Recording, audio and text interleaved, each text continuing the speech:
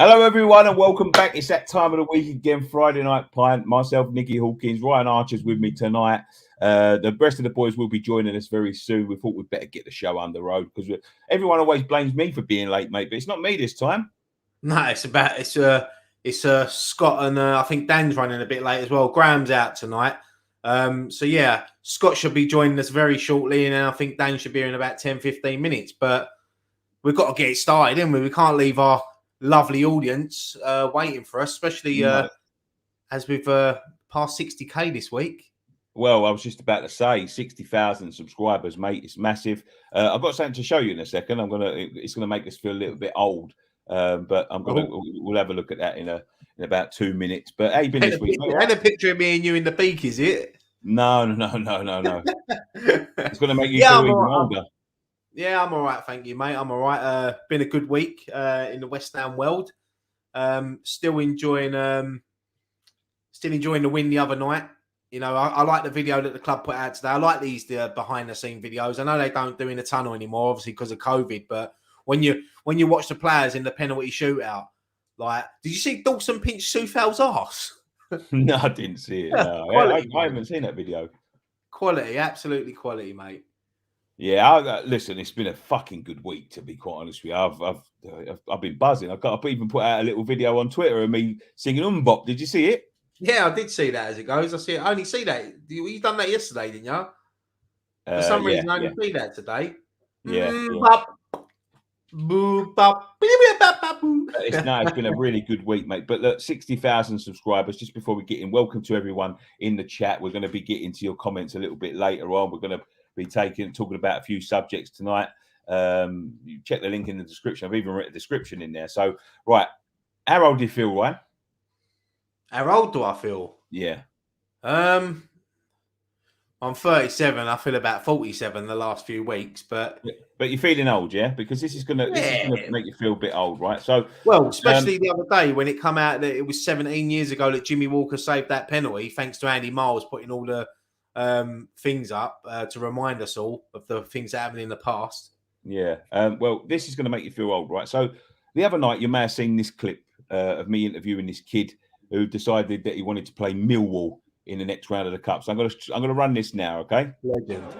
Nicky Hawkins outside the Stadium, West Ham Fan TV. Jamie, did you enjoy that? Yes. Is that it? Yes. Yeah. Who was best players out there tonight? Suchek, Ben Rama, all the people who scored the penalties. What's the most exciting part? Penalties. Penalties, yeah. Who was the goalkeeper? You like the goalkeeper, didn't you? Yeah, Areola. Brilliant, isn't he? Will you come here again? Yes. When you come in next? Because every time you come, we seem to win. Yay. All right, so you see that clip of that kid right now. I didn't mention it on this one, but that kid is actually my son, right? And I have interviewed him before. Do you know what? Just looking at that clip there, mate, someone said it in the comments the other day that he looks like Haaland. And when you look at him there, he does actually look like Haaland. What, Alfing Haaland? No, the young one, the one that don't stop scoring. No, Erling Haaland, yeah, he does. Not Alfing Haaland. No, I have actually interviewed him before, and if you was been a subscriber to his channel from day one, because this was early, mate. But this is going to make you feel old because it makes me feel old, right? Ready for this? Go on, mate.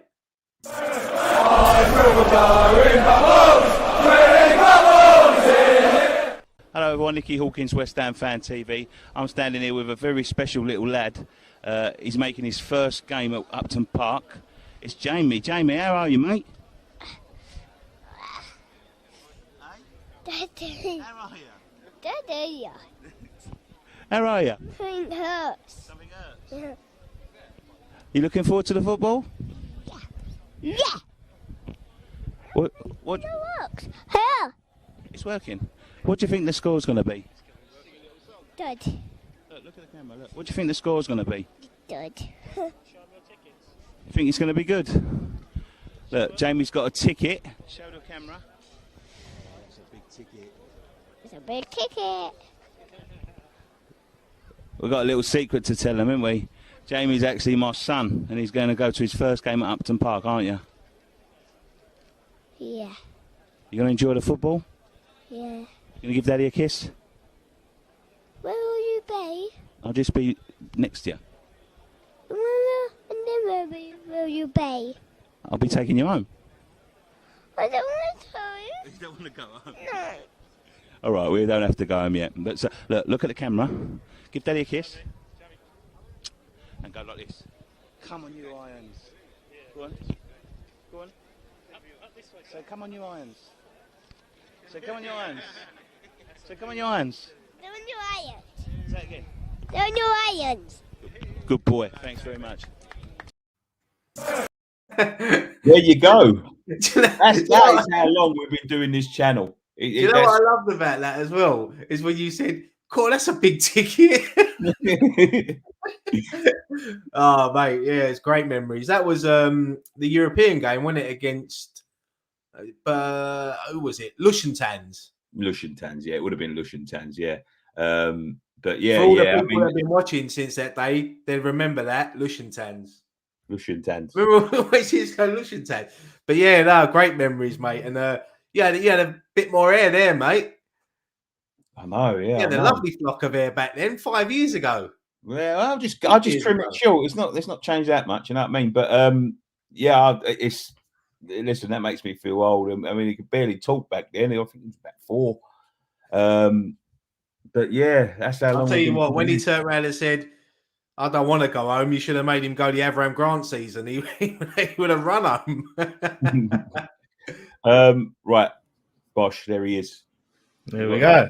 Oh, right, we haven't started talking yet, mate. We've just been reliving some memories for 60k, so you haven't missed anything. Okay, right. Yeah. Thank you very much, everyone, for joining us. I see you, Dom, in the chat, mate. If you're going out, just go out. Thank you very much, though. Sorry. But yeah, it's there's only one subject that we can talk about this week. Is this the end, the beginning of the end for Gold and Sullivan? Well, this Czech investor, Daniel Kretinsky, is it? Kretinsky, I think. Yeah. Obviously, he wants to buy a 27% share in the club, which, yeah, you could be right. It could be the end of GSB, but I don't know. I think it might be a sort of investment into the club, and GSB might be obviously willing to sell some of their shares to get someone in on board to help to fund the club to take them forward. Don't forget we've got Trip Smith as well, who's US and he's from America. American, yeah. So yeah, I mean, it's exciting. Don't get me wrong. It's not the Newcastle levels of money. We know that. But to get someone in that's willing to pump money into, if he's going to come in and pump money into the first team, then I'm all for it. I'm all for it. Yeah, there's a lot of reports on what the intentions are. Apparently, there's talk about him investing an initial 27%, by an initial 27% with a view to. I mean, in terms of finances, then, mate, in terms of what we're worth, what is 27% worth? Do they think? It's valued at about 150 million, isn't it? Yeah, 150 mil is what they've said that he's investing or he's spending. So.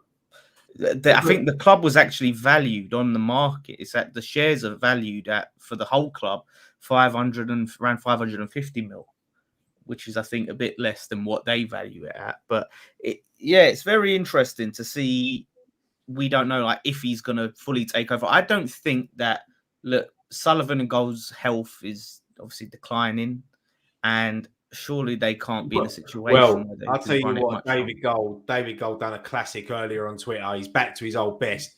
He tweeted out Issa Diop, congratulations on your 100 appearances, and he put a picture of Grande Silva up. Did he? Which he deleted, and then he's done it again. But it's a classic. It is a classic. Yeah.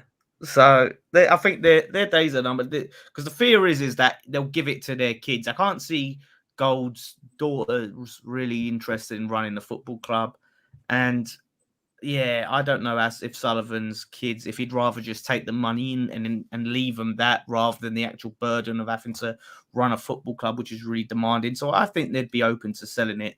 It's all of that, the LLDC percentage they have to give up is what they're trying to get around. So this might be a way to have that initial. Would you say this was like a deposit? Yeah, I mean, Sullivan owns, 51.5%. Gold owns 35.1%. Tripp owns 10%. And then I think there's, 3.4% between other investors. I'm sure Karen Brady's got some shares as well. So the 27%, I can imagine is going to be split between Gold and Sullivan. Unless David Gold just wants out now, as you said, I mean, I see a picture of him the other day and he don't look in the best health. He doesn't know. Don't get me wrong, he's in his 80s now. I've got my problems with the owners, mate, but obviously you don't wish that upon anybody. You know what I mean? Like he doesn't look well. He doesn't look well. Oh yeah, no, as much as we hate him, you don't wish him ill health. It's at the end of the day, they're family men at the end of the day. But it's exciting because it could be the first foot in the door for someone to potentially take over this club. Maybe he's buying a 27% to get involved in the club, learn more about it. Why Gold and Sullivan there? He can learn about the football club. And then, I mean, he's got stakes in Royal Mail, Macy's, Sainsbury's. Is it Sparta Prague that he co-owns or owns? Yeah, he's the owner of Sparta Prague. Yeah, I think he was the president initially, like in the late 90s, and then he sort of took over, which seems to be his MO, is he'll sort of gradually get some shares and invest, and then he'll increase his share percentage over time. He seems to do that with a lot of businesses, and I think that could have you ever seen that program, Undercover Boss? Yeah. Well, I'm convinced that Thomas Souček is an undercover boss because since he's come in, he's got Soufal, and now he's bringing in a Czech owner. I'll tell you what, I love it. The Czechs are taking over West Ham. I want Ludo McCloskey as director of football with immediate effect. Yeah. Well, you might as well have Souček as doubling up as director of football. Oh, Souček and Soufal. No, it just seems like the good news keeps on coming. And as West Ham fans and as everyone in the chat will probably tell you, we're not used to it. We're not used to because we're on a good run of form in the league, the Cups, Europe. David Moyes is doing well. The players are doing well. And now we're talking about an investor coming in. And it looks like that it's going to be a done deal within the next few days, which leads us up nicely to January. And if he says that, I think I read today that they're going to give David Moyes 40 million for a striker in the summer, in the January transfer window, which would be massive. Yeah, it'd be massive because if you can get in a couple of players, and as we said the other day, as long as we don't pick up any major injuries, we add to this squad. Who knows where we can go this season? Yeah, it's very interesting. I mean, he's said to be worth about $4 billion. About $1.5 billion more than Sullivan, but he's missus. Her dad was the richest man in Czech Republic. He was his business partner, worth 17 billion, and he died. Sadly, I think it was a helicopter accident. She's obviously inherited quite a bit of money, and a few people was telling me that as well. I think he has more money than what his net worth lets on. So. He's richer than it is. So to own 10% of Royal Mail, you've got to have a bit of money behind you. Oh yeah, and Macy's. What I want, mate, is to be fair. Like obviously, you need money. You need some sort of investment into the club to sort of try and compete with them, especially seeing as we're doing so well when we're playing so well. We could have done with this last year. I think if we'd have got a bit of investment in the January transfer window last year, I think we could have gone on to win, get into the Champions League. We could have even fucking pushed for the league. You never know. Sometimes things are meant. I guess so. But what I want more than money, and this is God's honest truth. I want owners. I thought you were going to say a striker. No. I want owners that respect fans, like Leicester's owners. They respect their fans. I want owners that are going to come in. you know what? I don't give a shit if we go to shit again and go to 16th and the 17th in the league, as long as people are respecting fans and giving it a good go. Like, and I mean, like, actually giving it a good go. Like, if they spend the money and it doesn't quite work out or whatever, but as long as they're respecting fans, listening to fans, because that's what I think a lot of this regime don't do. They don't. I don't believe they respect us. I don't believe that at all. Like, a lot of our success, recent success as well, has come off the back of the management. And maybe, you know, there could be an argument, and I'm not going to dodge it, that maybe we was to blame for that, for making so much noise about Pellegrini and all of that, and David Moyes the first time around, because apparently David Gold was dead set on keeping David Moyes, and if we'd have kept David Moyes back then. So, like, I'm not saying that fans are always right, but there are bits and pieces around this club, even today, even still, that, you know, they could do a lot better. They don't listen to fans. They don't engage with fans. They don't engage with fan media. They don't acknowledge, you know, the fans that travel around the country. They don't acknowledge the fans that spend so much money following the club. They just don't do that. They don't engage with it. And maybe you can make an argument as, you know, why they're going to do that when, you know, when everyone's been so vocal about them going, but they wasn't doing that before. So what I want is an owner, like, you know, and this is a long way off. I'm just speculating about, you know, what's going on.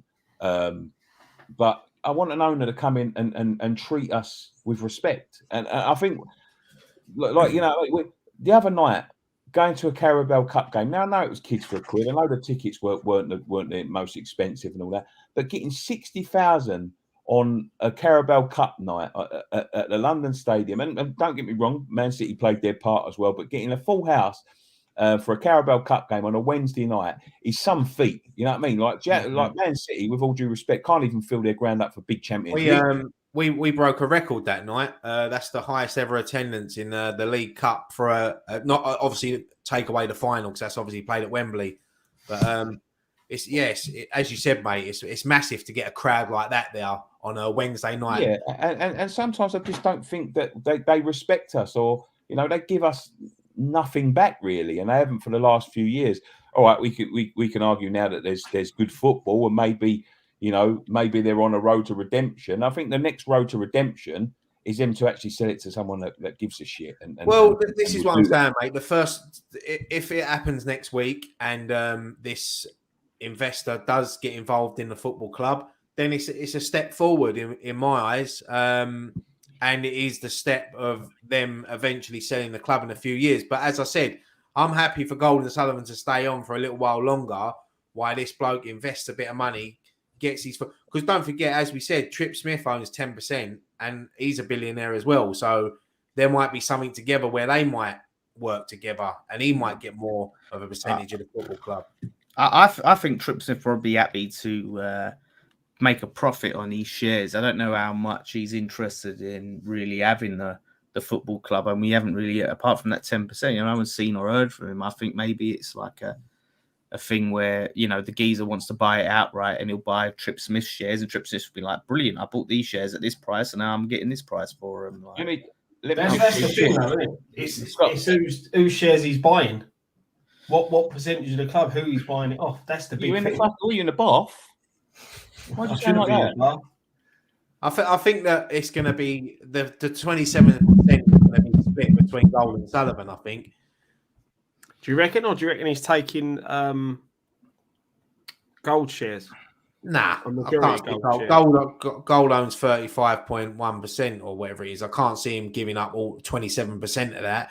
I think it will be split. I mean, look, more will come out once the deal is done, I think. But it's just exciting to know that there is a billionaire out there that hopefully this time, fingers crossed, third time lucky, it don't go wonky. We had the Atlantics that come in and we're the first ever billionaires to go bust.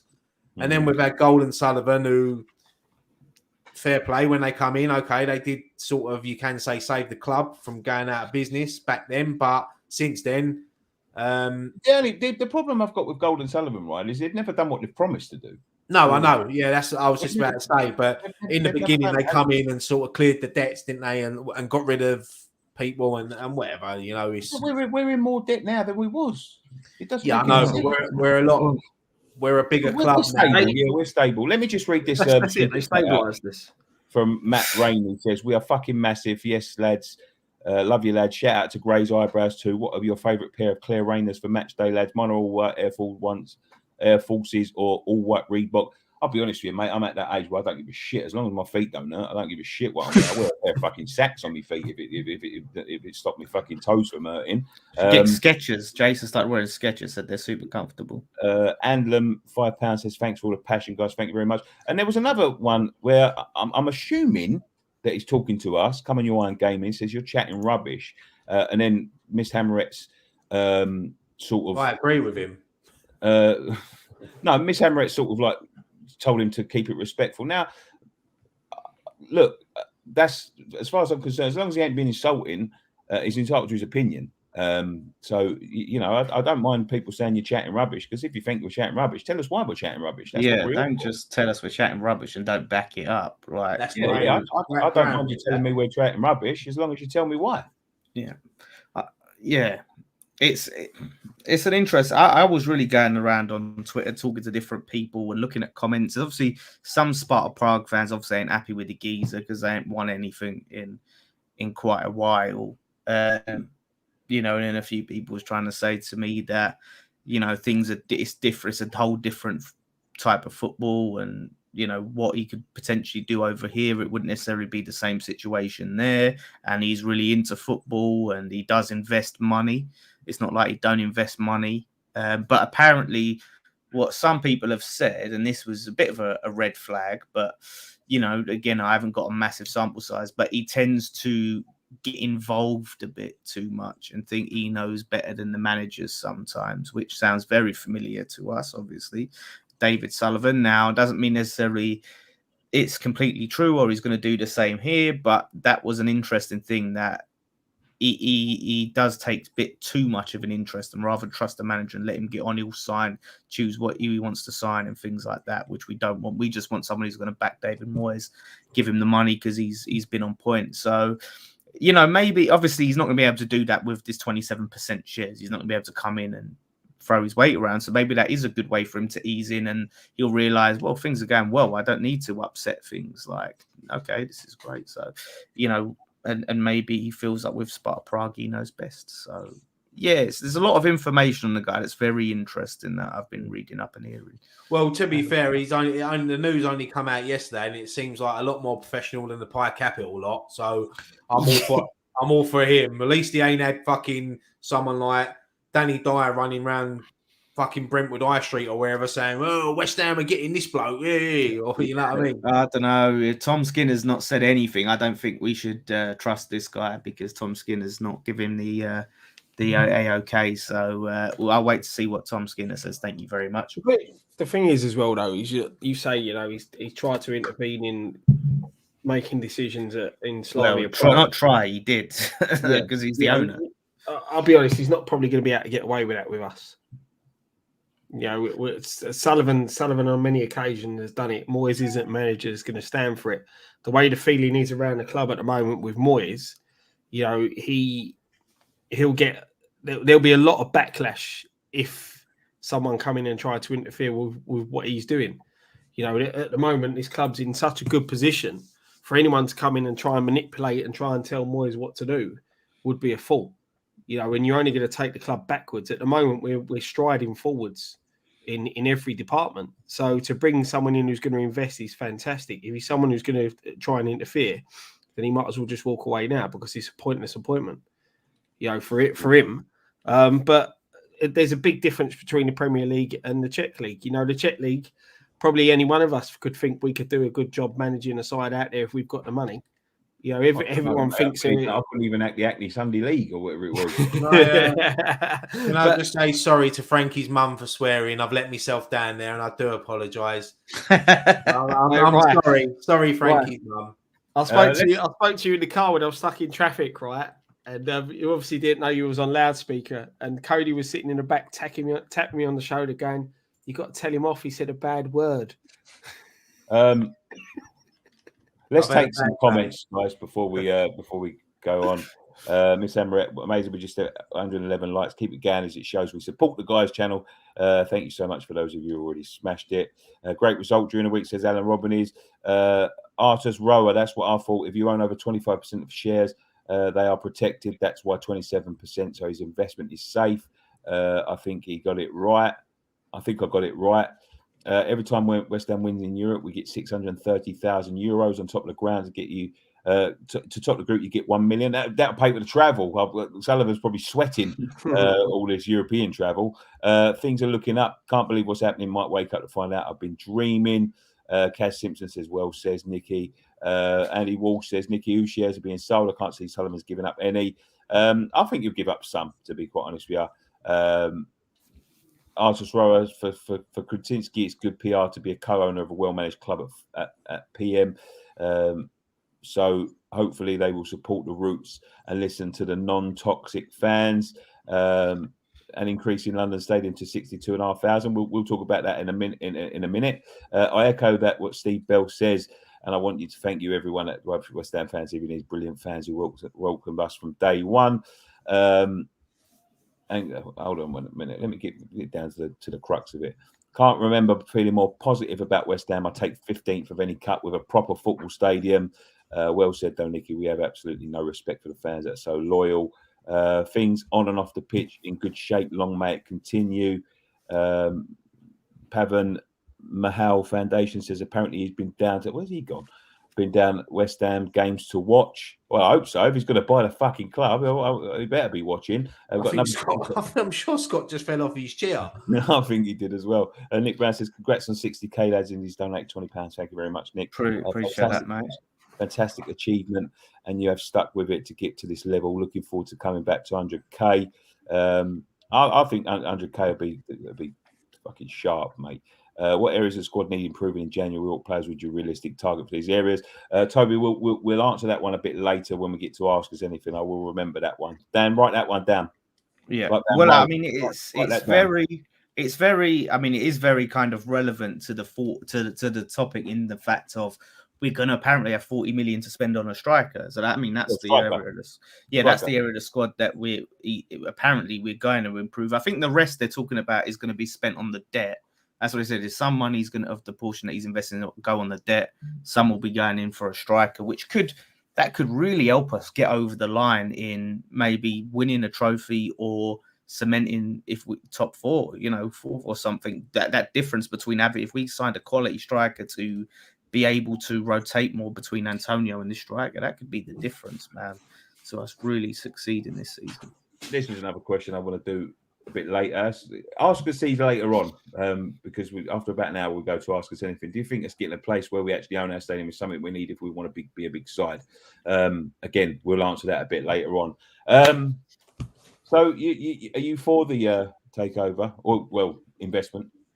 Yeah, of course I am. Anyone that's willing to come in and help David Moyes out with a bit of investment and investing in the squad, I'm all for it. And as we said at the beginning, it's one step closer for Golden Sullivan eventually leaving the football club. Yeah, and that's the thing. He's a proper serious businessman. We know who he is. He's one bloke. It's not like Pie, where you don't know who's who and what's what and what his background is and who's in charge. Like he's one bloke with a lot of money who wants to invest in the club. And it's been quiet all of this time, and now, which is how it's supposed to go, all of a sudden, bang, things are happening. Like none of this playing out in the media and all this stuff. It's being done properly, so you can't argue with that. That's the big thing, isn't it? That's what we said with the Pie Capital coming in and all that. The way they went about their business is completely wrong. This has been done properly. A bit like the Areola transfer. It was all kept hush hush until the last minute. So, that screams a bit of professionalism. Something that Pie Capital seemed to lack massively. And maybe this has been rumbling along for a while behind the scenes. And I said it seems a good thing. We said it's a proper. I think this has been going on behind the scenes for a few months, because I think ex-employee said something about it a few months ago, didn't he? So there has been sort of rumours and whispers coming out of the football club about this. So yeah, Somebody asked, do any of you lads run the West Ham clips or Craig Dawson accounts? If so, well done. Well, Danny's West Ham clips. I am West Ham Clips. Welcome to West Ham Fan TV. Danny's West Ham clips. It is You heard it me. here first. He may or may not be on. You know what I mean? I do the editing. Editor, so. I honestly, yeah, I'm all for it. Let's see what happens. Right, next subject. I put it in the description. Jarrod Bowen's offensive song. Now, I thought I'd get into this subject because it's got a little bit of rumbling over Twitter over the last few weeks. Dan, please stop arguing with people. Fuck me, they're going to clump you, and I'm not going to stand in front of you. Some of these blokes are big, for fuck's sake. Oh, they're fucking. But who am I arguing with? The thing is with me. Everyone can. No, the thing is with me. Like, unlike Nicky, who thinks he's a big YouTuber, I reply to everyone, because I reply to every single person who tweets me on Twitter because I just see people as just other people, just normal people. So I reply to people. Thank you very much. Don't reply to everyone. Nicky thinks he's a big YouTuber. He thinks he's top superstar. Unlike me, who like I said, so I reply to. So whoever tweets me, depending on whatever they tweet me, I reply. Wait a minute. Disclaimer: that is not true. That is not true. Well, at least on the main account, I'm just saying we get a lot of tweets that don't get replied to. You know, I'm just saying. Busy boy, man. Yeah, trying to run fucking 4 things at once. I'm never too busy for those who wish to communicate with me. So I just had to put that disclaimer out. Anyway, Jarrod Bowen's song.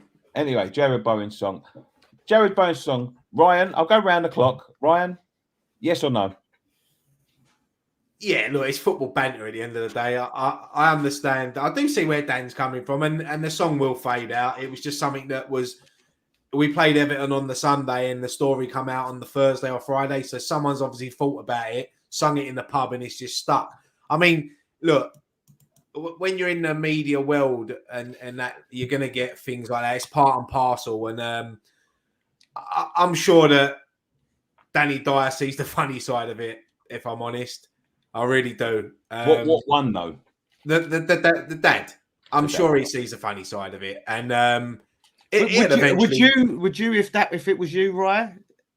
What would you see the fun? Would you see if you was the dad? but I'm not in that world, am I? And it's part and parcel of what happens. I mean, there's loads of things we can sit here and that have been sung down the years. I mean, how many people sing Christian Daly? I'll let you shag me wife. You wouldn't, would you? I mean, well, it depends, isn't it? I mean, if he scores a winner in the FA Cup final, but it's part and parcel of football. You know, you're going to get songs come and go, and they'll fade away. It'll fade away. I don't see no offense to it. I thought it was quite funny when I heard it. I thought it was very like how they make songs up on the spot like that, but it eventually. I mean, Jarrod Bowen for me, he was laughing and joking about it, and I haven't seen him come out and say he wants it stopped and that. It was only the young, like the daughter, Danny Dyer, who says it's not nice for my dad to hear. But I mean, I've seen her dad do a lot worse.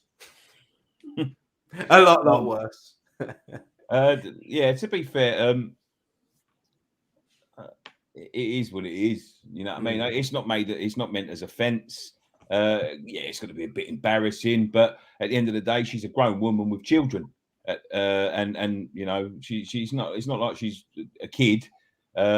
I'm sure her dad knows that she's partaken in intercourse and she's got a baby. You know what I mean? So he's probably thinking. He's probably pushing it. He's probably pushing again. No. You stick with him. I'll get a nice fucking few season tickets over there.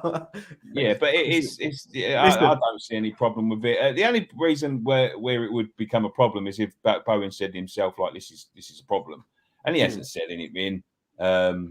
If it starts offending him or upsetting him, then I'm sure that I'm sure Bowen was encouraging it as well, because when he scored, his celebration was like that, and he was like, "Yeah, come on, play my mix."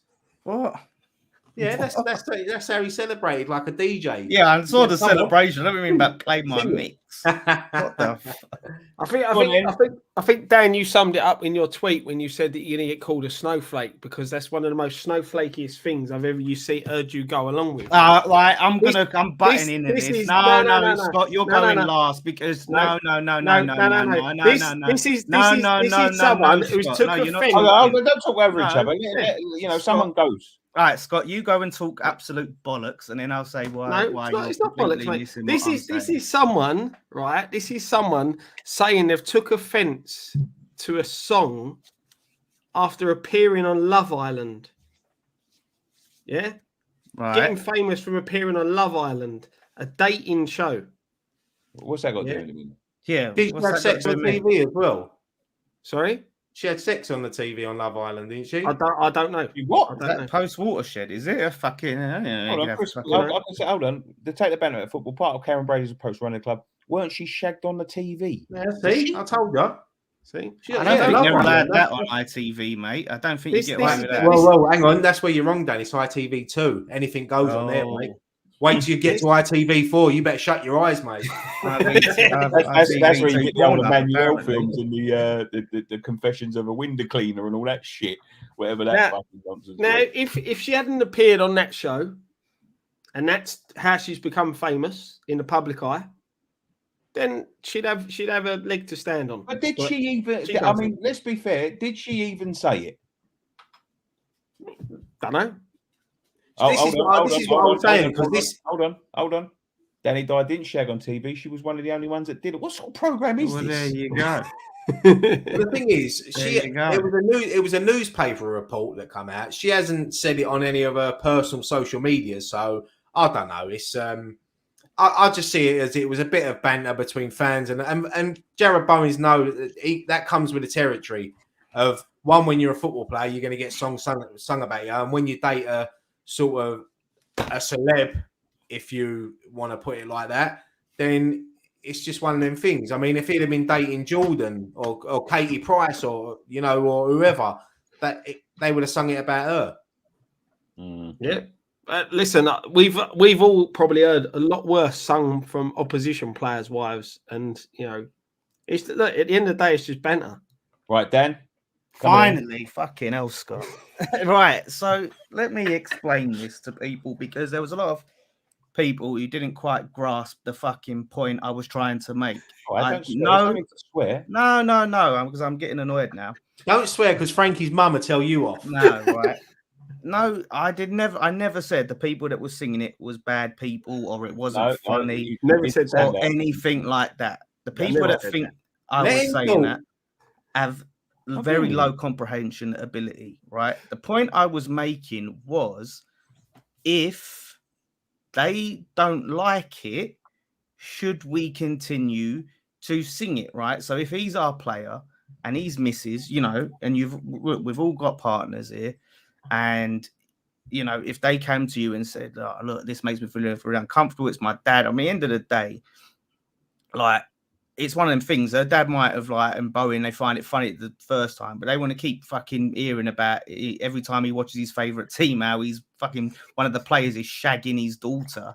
You know what I mean? Like, it's you probably don't want to. It makes her feel uncomfortable. Right? Let me just put like this little stick in. Sorry, I don't mean to cut you off. Somebody said they saw Jarrod Bowen once wearing a purity ring. Interesting. That's the thing. We don't even know if he shagged her or not. He just was coming out of her ass. This is the fucking thing. But yeah, no. So my point was, it wasn't that okay. Like I said, I heard it. I've fucking smiled at it and all of that sort of thing, right? And then obviously everyone kept singing, and then that came out. And I asked the question, and people are so fucking fragile that you ask the question, they're like, no, don't take my favorite song away. Please don't take the song. I love to sing that song. So they get defensive. And it's like, why are you getting upset? Because I said, like, we shouldn't sing. Should we sing the song? Maybe we shouldn't sing it if they don't like it. People are so up in arms. Do you know what I mean? Like, it's ridiculous. Like, you can't. And someone made a good point. Is like people don't like to have their beliefs challenged, or they don't like someone to say anything that does or question their beliefs. And people are so wedded to something. You'd think I said, fucking, we need to stop singing Bubbles because Bubbles is offensive to the planets and all of that. Bubbles is offensive to Michael Jackson. Believe me, mate, it won't be long before someone probably does say that. I never accused anyone of anything. I never said no one was sexist. I just said, if our player don't like it, maybe we shouldn't fucking sing it. But I know he said he didn't say he didn't like it. I know he never said he didn't like it. But I'm saying is, if the reports his missus don't like it, if your missus don't fucking like something, it's gonna come back on you. Happy wife, happy life. Right? What about if we sing Annie's courting Danny Dyer? Huh? What about Bowens will fight and he has feelings for Danny Dyer? No, there were some brilliant ones in the replies. I got some really good replies. But look, Nick Tucker, right? He's giving it all the big un, but he knows about happy wife, happy life. He's married. He's married. We all know about happy life, happy wife, well, happy exactly. life. But that's my Hold on a point. minute. Arrive 66 has put his foot down. Says, "Can we get back to West Ham, please? This is West Ham Fan TV, not Loose Women." Well, it's West Ham Fan TV, not West Ham TV. So you might be tuned into the wrong channel. But this is West Ham related. We're just listen. We're talking. It's about the chance, and that's what I said. Look, if people want to fucking sing about Bowen's sex life, knock yourselves out. I don't give a shit. I'm asking a question. Should we sing it? If the players don't like would it be any different, right? Okay, let me just chuck this one in there. Would it be any different if he was, say, shagging Katie Price?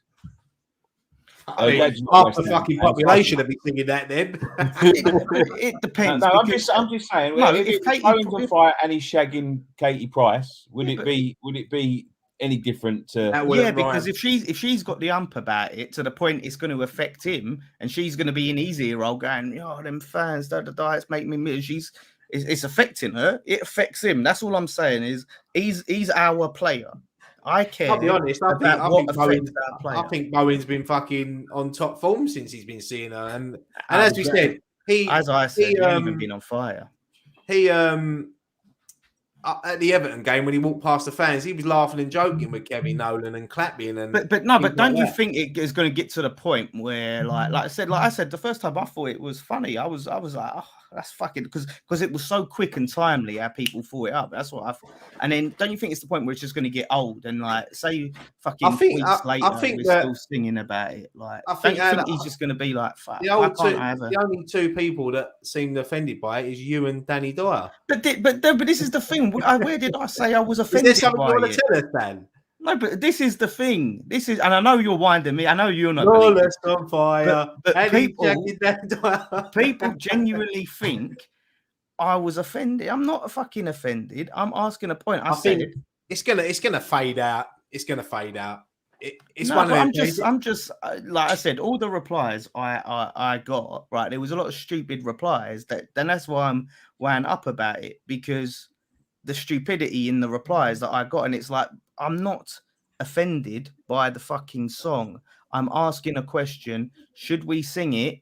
If the fucking players' misses don't like it, he's our player. We're there to wind up the opposition fans. People are like, well, it's okay if we sing it to another team. Yeah, of course it's okay. We want to wind them up. But then again, if it gets too much, I'm sure he'll say something. I'm not telling anyone what to do. Sing the song if you want to sing it. If you want to take it down the route of things like that, I mean, fans sit there and sing Harry Kane, he talks like a mong, but no one says anything about that.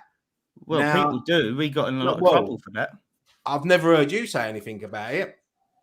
Well, I don't like. I've said this before that I don't sing it. I don't sing that song, but I don't. Of course, I don't say anything about you say anything because then people do label you a snowflake. But that's what I'm saying. It's one of the things. It's like look at when West Ham a couple of years ago when we played at Brighton, and the fans obviously sing the songs that they do there. And the Pride of Irons like took offence to it, but it's gone on for years and years. And sometimes, it's just one of them things. It is what it happens at football grounds. Unfortunately, there's been times where I've heard things sung and I thought that's a bit like over the top there. But what can you do? You can't turn around and tell everyone to shut up. Yeah, but that's what I'm saying. I'm not telling people not to sing. I just ask a question, aren't we? No. Isn't that what Twitter's for? Let's ask questions. Well, this is your homework, Dan. You need to come out with a new Jarrod Bowen song, and then we're gonna make you sing it in the pub. Right, Dan Philly. Let me take some Suchek ain't got a song. Dan what he clearly ain't. got not from his Suchek's Love not Island shagging audition Danny and he's Dyer. still crying he never got to meet Danny Dyer. Ian Foggy says, Dad, check your blood pressure. If Bowen calls out West Ham fans for the song, then the whole Premier League will be singing it for 90 minutes. That's a good point. That's true. What does Dan think about the Running Round Tottenham song? I think it's the best. Oh, someone. Well, no, that's terrible. Dan gets reeled in everywhere he goes. Dan clearly got.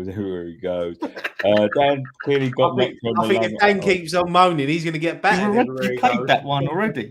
Oh, no. Sorry, I've clicked it. Tell Dan to cheer up. It's only banter. What about this? Dan Bowen's on fire and he ain't shagging Danny Dyer. I know. I don't give a shit, mate. What I okay is just the stupidity of some of the comments. That's the thing that annoys me, not the chant. Say what the fuck you. Can't believe Danny Dyer couldn't think of another name to call his daughter. I know that's unfortunate. That's the real unfortunate part. Most people think actually about him. His wife, Joanne, they're family friends of ours, like her mum and dad, and she used to come to a lot of our sort of parties, and she used to bring young Danny with her when she was. That's what I'm saying. That's why I can't, or I can just remember Danny like the girl, his daughter, as a young kid running round. Yeah, like I remember her as like 8, 9 year old, you know, or maybe even younger, running around our little parties, like fucking batting balloons around and all that. So, yeah, it's chasing Gary. Yeah, that's what I'm saying. It is what it is at the end of the day. I mean, the thing that I do think is I find a bit weird is some of our fans' obsession with Antonio's dick. Like, what the fuck? Like, honestly. Sorry? Where have you seen that? Obsessed with Antonio's dick? Well, one, it's the Declan Rice video. The video, but that's not the first time I've heard anyone say anything like. But yeah, someone went up to Declan Rice and asked him, "Oh, what did he say? Something about?" That was in Fort Park yesterday, wasn't it? Yeah, like it was asking Declan Rice, "Oh, how big is Antonio's dick?" And Antonio's like, Declan's like, "Oh." To be fair, that's the first time I've ever heard anyone say anything like that. Yeah. What? So, nah, loads of people have said stuff on Twitter. Like it's become this weird obsession some of our fans have. Like really fucking really weird. You're spending too much time on the internet because I ain't saying that shit. Anyway, let's move on. Too much fucking talk about sex and dicks for me. Right. Let's relive the Manchester City before we go to Ask Us Anything. Fantastic run of form we're in, boys. Fantastic run of form.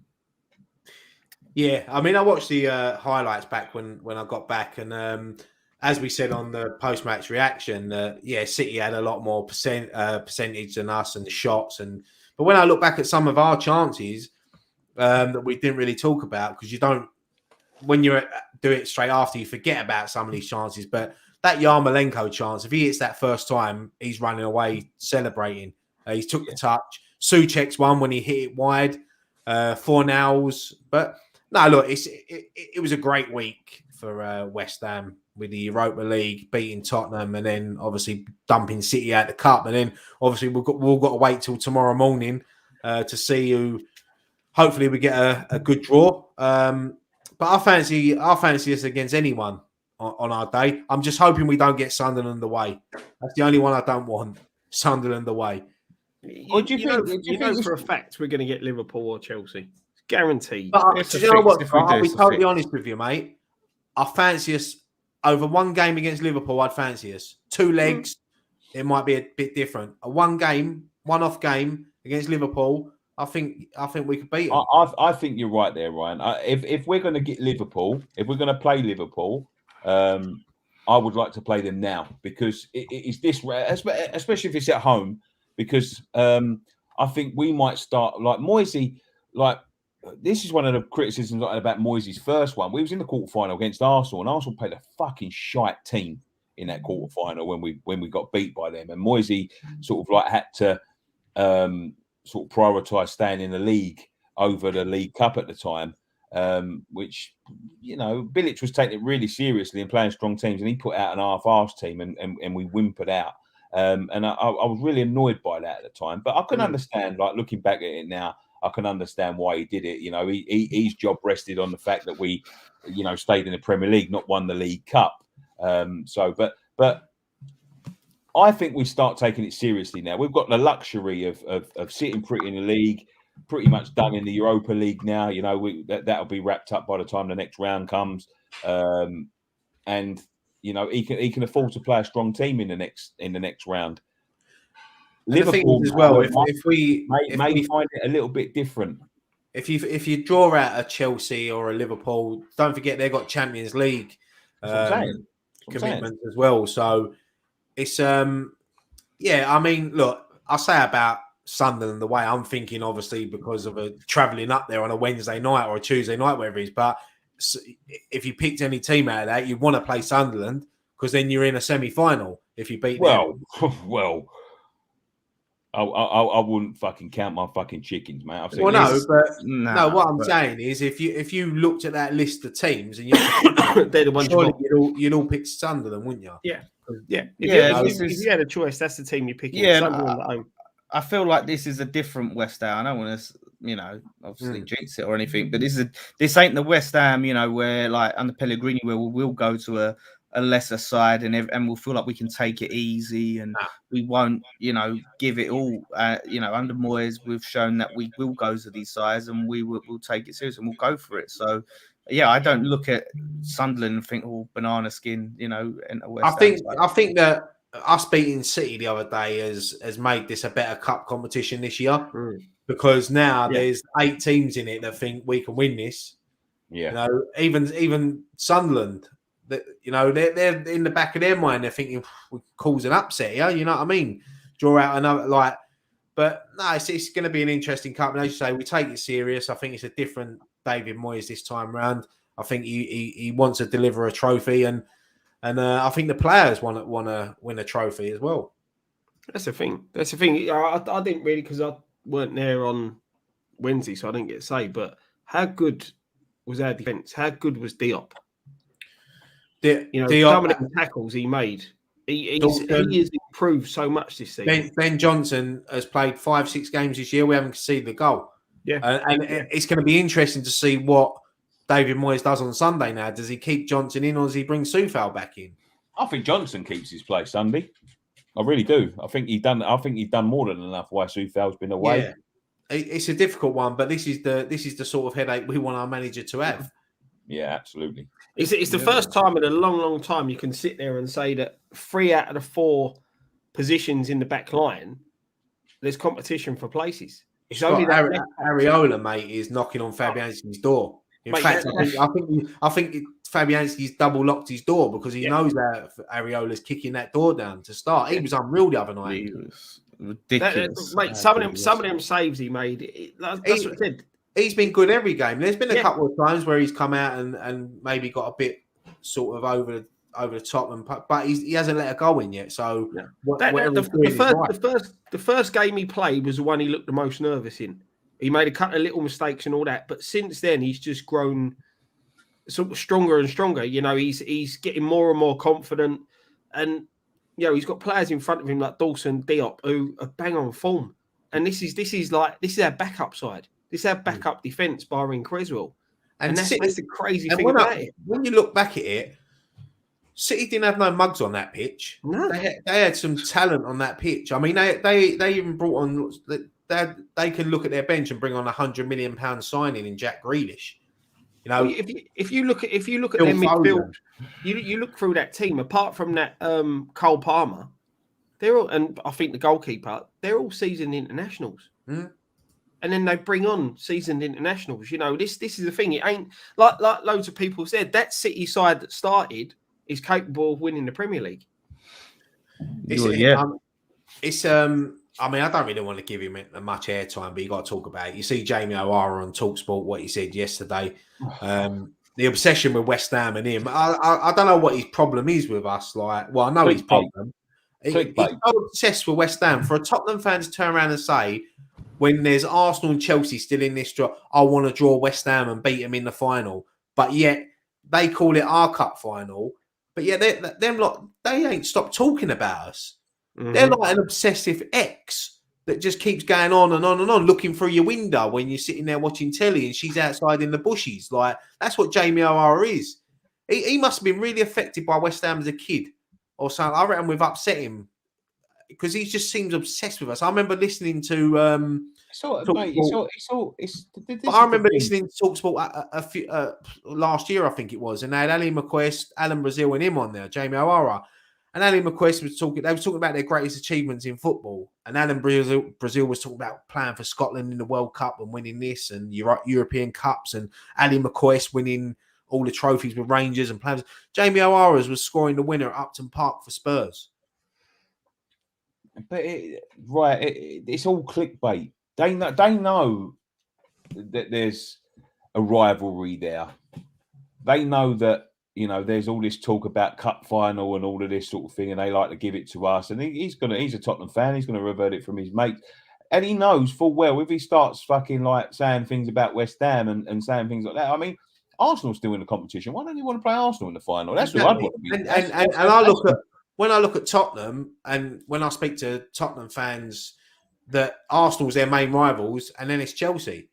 So we're not even in their repertoire, but it's all clickbait. I mean, we're talking about it now, and that's what they want at TalkSport. Yeah, but he even said, "I'd rather finish below Norwich," which I don't think you can. I mean, you'd be relegated if you finish below Norwich. So he's basically saying he'd rather go down to the Championship just to beat us in the League Cup final. What an absolute muppet. That's it, but this is what we've been saying for a good few seasons now. They bang on and bang on. It's our cup final. It's our cup final. You know, and as we said, as I've shown you boys before, their forums are full of we can't lose to these. We can't lose to these. This is a massive game. We can't afford to lose it. Oh, we don't want to lose to this lot. You know, it's more important for them not to lose to us than it is to play. We don't want to lose to this lot, Scott. We're not losing to this lot. Oh yeah, we're not losing to this lot. That's what it is. You're all right, mate. Dan, you're all right. I don't have anything else to say that hasn't already been said about Tottenham and all of that. You know, they're obviously obsessed. I'm just happy with us. Yeah. O'Hara's on fire. I'll be honest with you. I don't want to talk about these pricks anymore. They waste too much fucking time. No, to me, what I'm happy with and what impresses me the most is how we're competing across all these different competitions. I think Agbon Lahore chucked it in the mix today when he said that Chelsea's, apart from Chelsea, West Ham are the biggest London club. They've overtaken Arsenal and Tottenham. And that seemed to upset a few. But I think Agbon Lahore was spot on, to be fair. I ain't going to argue with that. No, you can't. They're yesterday's news, and we're the future. Well, let's not get too carried away. Let's take some comments. Simon O. Jordan says Mark Noble didn't deserve praise for his penalty, and that he's disloyal for his Dean Garner tweet last year. What the fuck? I don't know what the fuck that's all about. Was at a party last month where Lee Mason was singing "Don't Ask him about Thomas sending off quote. I made a right balls up on that one. O'Hara has PTSD, says Gavin O'Flynn. Moyes bringing on Bowen, Ben Rama, and Fornells with 20 minutes ago was brilliant. Ollie PRJ says he predicts us to go down every year. O'Hara is a clown. I won't read the next one. Ali McCoy and Laura Woods are the only ones that are really worth listening to. We need to stop listening to people that work for TalkSport, says Mike's. Wasn't he playing during the time of the lasagna scandal, says Zach Parker. That's a good point. O'Hara is perfect for TalkSport because he knows how to trigger people. Not seen a Tottenham fan online since they lost, apart from that prick O'Hara. They are the worst fans out. They've got no backbone at all. I don't know why O'Hara is making a fuss about West Ham, considering Spurs are rubbish and West Ham have made a much better team than them. The thing is, right, like I actually sort of admired Tottenham, the way they went about building that side. They never, they haven't had, massive investment like the cities and all of that sort of thing. And they built it in the right way. But they won nothing. Like at the end of the day, that's the thing, you know what I mean? Like, and I believe that their obsession with us and trying to belittle us, right, is because they've had it done to them by Arsenal for so fucking long. That's what I think it is. They know they're not the biggest. They're not even the biggest club in North London, let alone London. They're the schoolyard. They're the new schoolyard bully who used to get bullied by the old. Yeah, exactly. They they're about to watch Tottenham, Arsenal win trophy upon trophy. Even like they say they're shit now, they've still won trophies in the last few years. The last trophy Tottenham won is in 2007, I believe, the League Cup, maybe 2008, and we're the only one in London now that's won a cup after. But they've won a cup before us, if that makes sense. Even though it was that long ago, and then they think, look, let's pick on them because we really haven't got any shit to lay at anyone else, and they want to try and belittle us all the time. And I tell you what, if we won a trophy before them, they'd be in a lot of fucking. They wouldn't know where. Let's start picking on Watford, I think. Pretty much. Let's pick on Brentford quick. I just want to read this out from Daniel. Hello to Ryan from Stanley Oak crew. Yeah, big up the Stanley Oak crew. My son keeps seeing you at games. Can I say hello to Kaylen? Hello, Kaylen. Say hello, boys. Everyone say hello to Kaylen. Hello, Hello, Dan. Wave, Dan. Big wave. Top man. All right, let's go ask us anything. How about you? No. Dan, is there a party going in one of the gardens behind you? Speaking of Stanford-le-Hope and Corringham, I'm going to see our local football team tomorrow, East Thurrock Football Club, in the FA Trophy qualifying third round. I think it is against Kingstonian. The Rocks. Oh. That's their nickname, the Rocks. Nice. Yeah, I'm going to go over there. Obviously, we're going football on Sunday, Aston Villa. So, thought go and support the local football team. They're in the clubhouse. They're showing the Arsenal-Leicester game before. So, have a couple of drinks. You should go and support your local football team. Yeah, no, I've never been. I've never been over there. They haven't been playing well lately. They lost 8-0 to Enfield last week, and no, they lost 2-0 to Margate the other night as well. So I'm keeping tabs on them. So yeah, no, I'm gonna go over there tomorrow, 3:00 kickoff, and I'm gonna be a East Thurrock FC Ultra tomorrow. Oos. Right, we'll go on to just quickly. What do you lot think about the insulate protesters? No comment. They make good speed bumps. I've got no problem with people protesting. It's your human right to protest, but blocking up the M25 ain't going to do nothing. Boris Johnson don't give a shit. Simple as that. And that's all I got to say about that. Mm-hmm. All right, Scott. But I thought I'd put this up because the old fan has asked this earlier. He wants to know what the hell is going on with this playlist you said you were supposed to be doing and haven't got around to doing. I forgot I was doing it, so I've got to sit down and do it tonight before I go. What's your opening tune? He wants to know. Can you? I ain't even decided yet. I'll get you to raise me up. Put no thought into it at all, have you, Scott? I know what the opening tune can do. I raced all the way back from Legoland, sat on the M25 to get here for today. Say again, Nick. I know what the opening tune can be. Go on. Run to the Hills. There you go. It's a bit basic, isn't it? Bit basic. No, well, that's the opening tune. I don't think you'll get any ratings, Scott. I don't think they'll be happy with that. No, they'll be happy, Scott. They'll be happy. I'm not worried. Everyone's entitled to their different taste in music. Exactly, Scott. That's it.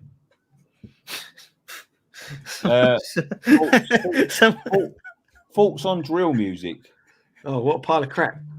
I don't even know what drill music is. No, neither do I. Do you know what? He was going to tell me. It's that music. As soon as you hear it on the radio, you literally push that button that says off. Because I think. To me, it sounds exactly like grime. It's supposed to be like a descendant of it, but it sounds like grime. I don't know the intrinsic differences, but yeah, it's not my cup of tea, to be honest. So it sounds just like that other music that when you hear it on the radio, you push the off button to turn it off. I don't want us to come across a bunch of granddads. It's the worst thing I've ever heard. Yeah, that's my opinion. Other people like it. Good on them. My opinion is. Yeah, I could go into the ins and outs of why I don't like it, but yeah, someone said it's basically chav music. Sounds about right. Chav music. No, Black and I've got Decker. no idea what it is. I have no idea what it is. Some people are just picturing just a load of drills going off. That's probably what it fucking sounds like. Somebody asked about. Hold on, somebody asked about Lacazette. Right. Would you take Lacazette? He's apparently they're willing to let him go. No, I wouldn't take him. No way. I wouldn't take him. Like the thing is with West Ham, take him on loan. We're in a good position. Yeah, if he was to come on loan, but if we've got like the reported money that we've got to spend, I don't want to be spending it on fucking Lacazette. What's he going to be? A year or two, maybe? You know what I mean? Like, and he turned us down the first time. He could have gone up front with your mate Nick. Lack of effort. Hello. Lacazette and lack of effort. Lack of effort. Yeah. The thing, the problem is you've got 40 million. Rumours of £40 million to spend on a striker. The problem with the January transfer market, as we know, prices are overinflated because nobody wants to sell. So you're probably going to be looking. I'd rather pocket at 40 million till the. I think there'll be a couple a loan deal. Belotti. So people mentioned about Belotti, who's like going to be out of contract at the end of the year. So what you can do is pick up players that are going to be out of contract or ain't signed a contract that they're looking to sort of like cash in on last minute. And they won't be as expensive. Like I've heard Belotti's going to be available for 15 million quid. If he's available for 15 million quid, fucking snap their hands off for him because he's worth the gamble. For 15 million, he's fucking well worth it. And he's got the biggest mouth I've ever seen. But that's the thing. That's what you've got to be careful of. But you've also got to remember there's other people going to be in the mix looking for players in January. Newcastle being one of them. It's going to be tough to sign Newcastle. Fuck them. They could be down by the time. They've got 4 points. You know what I mean? Like the thing is, like they got all this fucking money, they can't spend it. Like whether they're going to be in a mix for it, are there going to be massive players looking at Newcastle? If they've got about 6 points by Christmas, and it looks like they're going to fucking go down, then they're going to be massive players thinking, oh yeah, I might go there. You know, I might spend another year in the Championship. We'll definitely come straight. Everyone's going to go, oh no, actually, that's more attractive. That's more attractive. They've got to start winning games before they even get that fucking checkbook out. Yeah, they haven't got a manager yet. No, they've got a manager. You know what I mean? Like the clubs are like, it's in transition, but they could be fucking gone by the time Christmas comes. Yeah. Okay, but that's just what I'm saying. You just got to be wary, ain't you? Very wary, Scott. Crossdammers wants to know: Villa away this weekend. Mark, it's his personal favourite. What's yours and why? Villa's a good one. I really like Villa's the stadium, the ground. I think it's definitely one of my favourite grounds. But in terms of away days, I'd say Newcastle. I really like Newcastle away just for the city and that. You know, if I'm getting the train, that is not sitting in a car. I can't do the car thing. If a train, Newcastle, lovely. I like Bournemouth because you can just roll out the car and you're in the stadium. And it costs pounds. I like Tottenham away. Love Tottenham away. But I don't mind Leicester away as well for like that's a decent away day. But yeah, Tottenham away for me. It's always my favourite. Yeah, Leicester's been my favourite to be honest. Newcastle was nice, but we didn't really get to sample Newcastle properly. Sample the local history. Yeah. And Bournemouth's a good away day, but I like Leicester. There you go. A couple of questions here. What West Ham memorabilia would you really like? One within your budget and one where money is no object, says Chris Mills. If money was no object, then obviously Bobby Moore's shirt from the 1966 World Cup final would definitely be up there. Within your budget, probably Mark Noble's last match worn shirt this season. In his last game. Well, if one's within my budget, I might be able to buy a patch of grass. Saying that, I've got a patch of grass here. Now, how much you want to give me for that? Well, I've got what's your budget in my pocket? £7. How much? £7 I got in my pocket. Yeah, look. No, it ain't. Bit of bowling grass. I've got an empty pack of paracetamol and a lighter. I'll this ain't eBay, mate. You might have me. This ain't eBay. He's trying to send it to me. I didn't even ask for it. Yeah, but I'm taking it off listing now. You offered me. I would buy it. If money was no object, yeah, it'd probably be a Bobby Moore shirt, to be quite honest with you. One within my budget. I'd love a Declan Rice shirt, a signed Declan Rice. It don't even have to be match worn. I just want it signed. What about Scott, you still got my Declan Rice shirt, yeah? Yeah, mate. Still upstairs, safely tucked away in my Scott got wardrobe. everything. Yeah, I've got loads of the stuff. A Declan Rice shirt, and I've got a Noble shirt. I'd like to get that signed. Like, just someone to sign it for me. That'll do me. I need to get my Noble shirt signed. I'm desperate to get it framed, but I want it signed first. Yeah, I've got a few shirts that I want signed, to be quite honest with you, but yeah. I'm not really a memorabilia person, but if I suppose money was no object, I'd buy one of our FA Cups. Imagine that. Yeah, I'm sure if you offered hundreds of mil and said, yeah, well, I think hundreds of thousands will do it. Do you think to buy our FA Cups, one of them? And imagine having that sitting at home, up on your shelf. Someone said no signed Hilaire shirt. I wouldn't even take Hilaire. Like the whole person. Not a fucking signed shirt of his. I thought you would have said like the Canio shirt or something. Yeah, I would like a Del Canio shirt. I would like one of them. But I've got a signed Del Canio picture and I've met him. I've spoke to him. Yeah. I'm with Dan. I love Declan Rice. He's my favourite player of the modern era. I'm not a massive memorabilia collector type, but yeah, you've got to be looking at a Legends last ever game or a Legends, a Billy Bonds cup final shirt, that type of thing. What about the match ball from the last ever goal at the bowling? I wonder who's got that. I think Mark Noble's got that. Yeah, I would imagine he's got that. Yeah, I think he has. Maybe Reedy. No, I'm sure Mark Noble's got it. The last ever. I think, but to be honest with you, mate, I wouldn't want to take it away from him. I think that's fitting, to be honest. Yeah. I fucking would if I was Winston Reid. To be fair, there was probably a couple of them match balls that day because they rotate. The balls go in and out of play quite a lot, don't they? So you've always got a ball boy with a ball. So there may have been a couple. Yeah. But if you're Reid, you stick the ball in the back and then that net and shoving the ball up your shirt, aren't you? I had Alvin Martin sandwiches once. He did as well. That is true. He dicked his sandwiches. What was they, right? Egg mayonnaise? Egg mayonnaise, yeah. Fucking me and my mate was starving. We was only young as well. Alvin Martin sandwiches. I don't think he'd mind.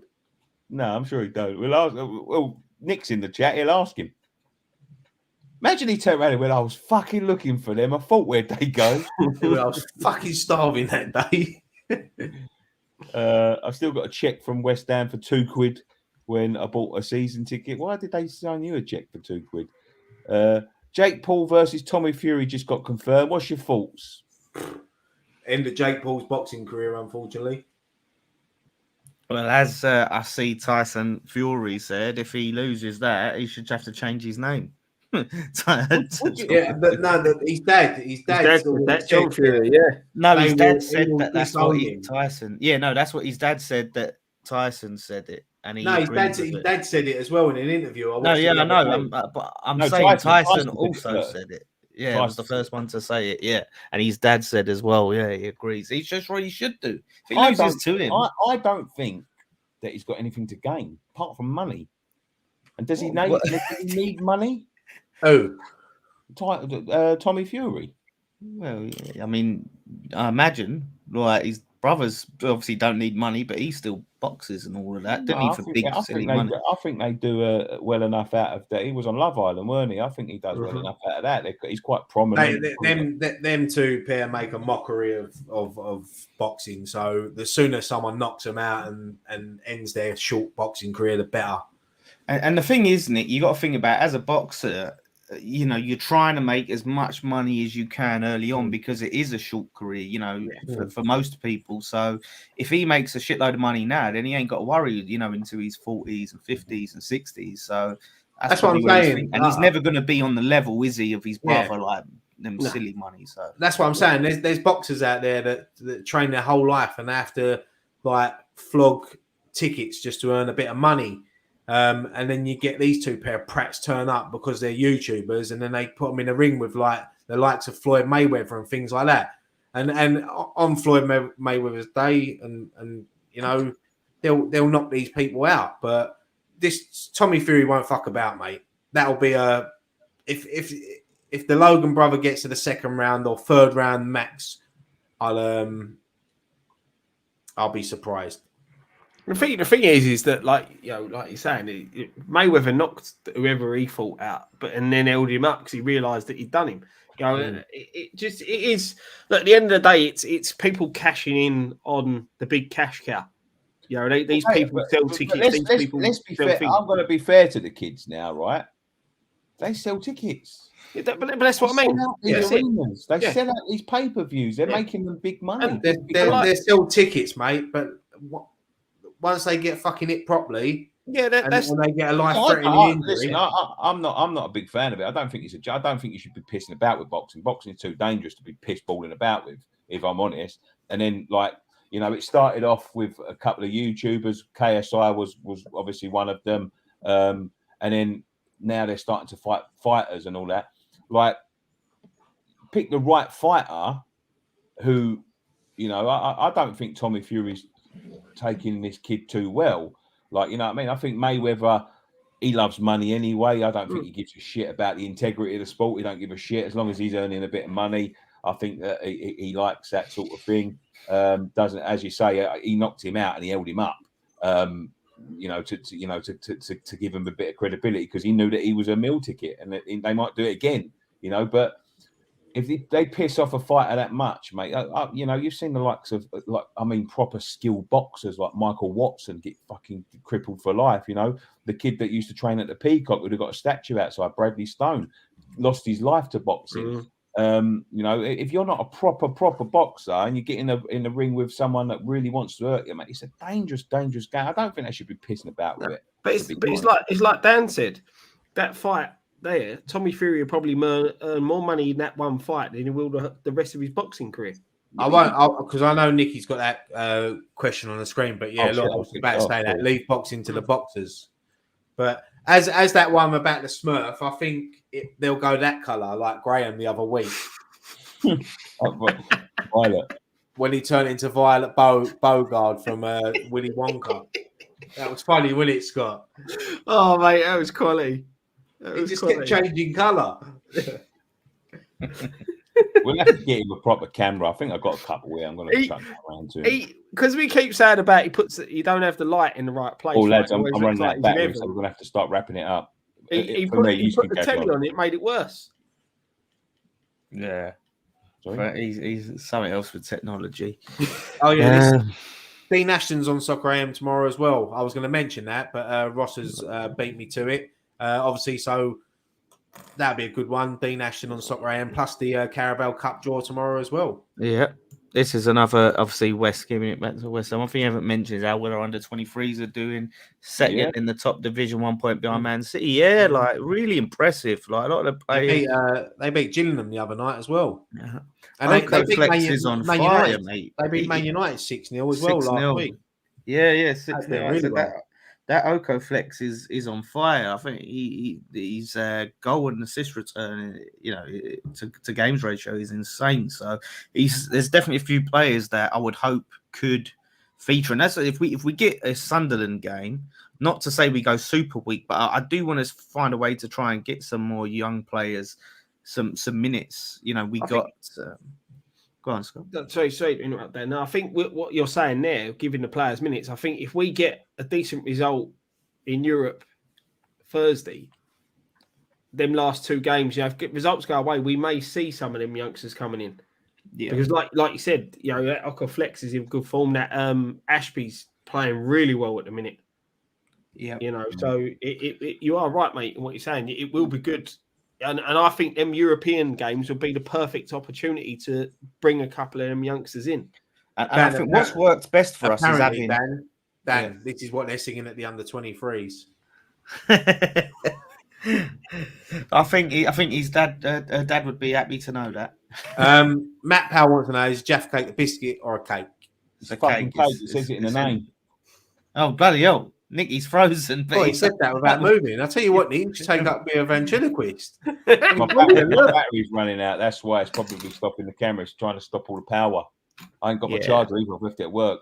You ain't got no power. Biscuits go soft when they're stale, and cakes go hard when they go stale, and that's what happens with a Jaffa cake. So it makes it a cake. I don't know where people get this biscuit idea from. Yeah, I suppose because they put it in the biscuit section, didn't they? That's what divides opinions. I suppose because it's in a little. You don't get cakes, do you? That you can get in a packet like that. So to put it in the cake section, it's not one cake. So yeah, that's who's going on Sunday? Me and Nicky are going up there on Sunday. Looking forward to that. Villa Park. Come on, you irons. Let's get a couple more questions in before we go. Where are we? Predictions for Sunday. Do you want to quickly do predictions, Scott? What do you reckon, mate? 2-1 West Ham. I've gone 3-1 in my predictions this week, so I'm going to stick with that. I know I changed my mind last week for the Tottenham one, but I'm going to stick with 3-1 West Ham. 3-0. 3-0. Yeah, I've said 2-0 because I keep predicting like 2-1, but we sort of keep predicting that we're going to concede. But look how good we've been defensively. Oh, and it's not like Aston Villa like free scoring. Our away record is brilliant. So yeah, I could see a tidy 2-0 victory at Villa Park. That'd be lovely.